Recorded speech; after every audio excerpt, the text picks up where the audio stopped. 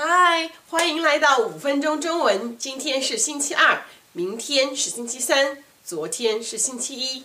昨天 we talked about the answers to the translation, and there's one sentence is, "It was nice to meet your mom yesterday."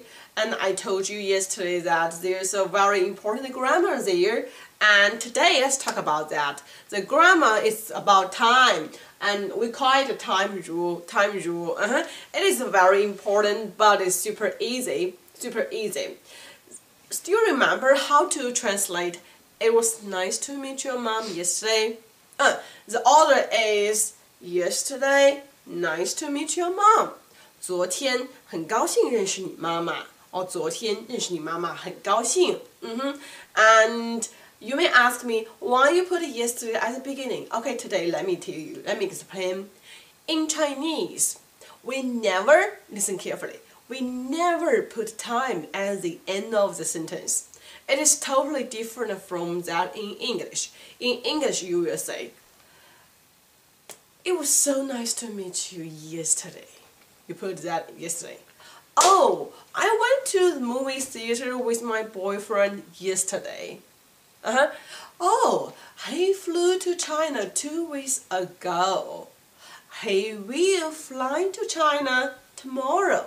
We always put the time at the end of sentence, or you may say we can put, not away, I mean American or English. In English, you can put the time at the end of sentence. You also can put at the beginning of the sentence. You can say, "Hey, tomorrow I'm going to China." "I'm going to China tomorrow." Both ways are correct, right? It's pretty flexible where you put the time. But in Chinese, listen carefully, we never put the time at the end of sentence because we value time so much. We think time is a very, very important thing. We don't want to put that at the end of sentence.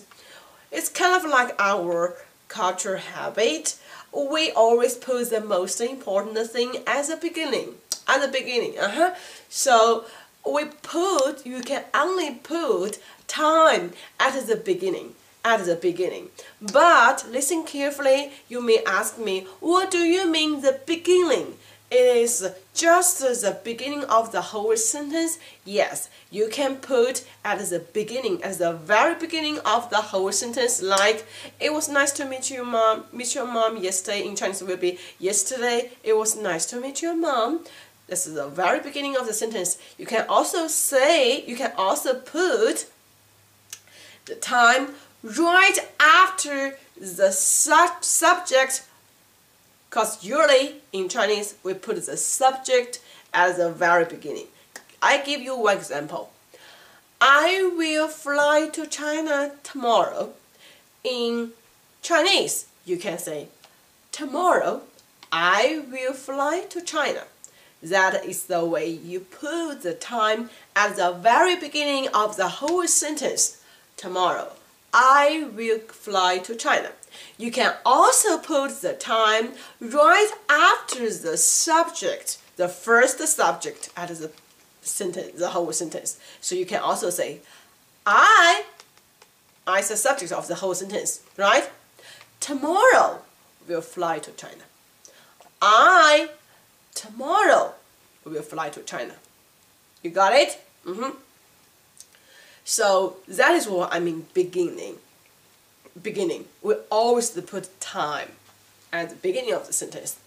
If you cannot remember this rule, remember one thing. I always try my best to help my students be lazy. Because like my husband sometimes told my son, "Hey, your mom always said you're lazy, but you know, lazy could be more efficient." I really hope like that. Sometimes you put less time, but you feel more efficient. That would be great. Okay, what I will advise my students is, if you really cannot remember the two ways, just remember one way. In Chinese, always put time at the very beginning. But if you hear Chinese people talk the Chinese and they didn't put the time at the very beginning, they put after the subject, don't feel confused. Don't feel confused. It is also correct. It is also correct. Okay, let's do some practice.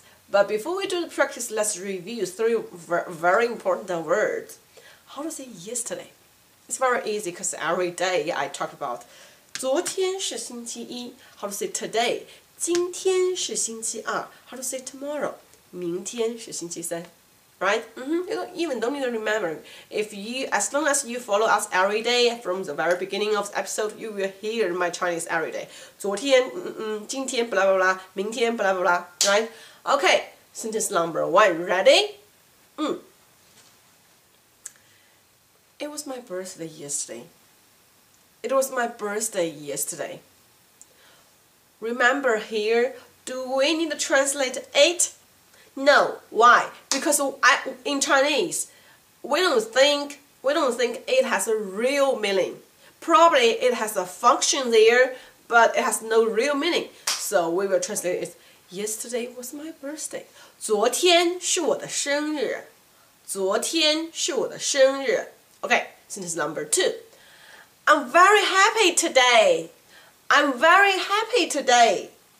Today I'm very happy. Be careful, the sentence pattern come again. Subject plus MSR plus adjective down. Down. How can you translate such sentence type? Okay. 今天我很高兴。今天我很高兴。Sentence number 3. Sentence number 3. I'm going to China tomorrow. I'm going to China tomorrow. Tomorrow, I'm going to China. Tomorrow, I'm going to China. 明天我去中国。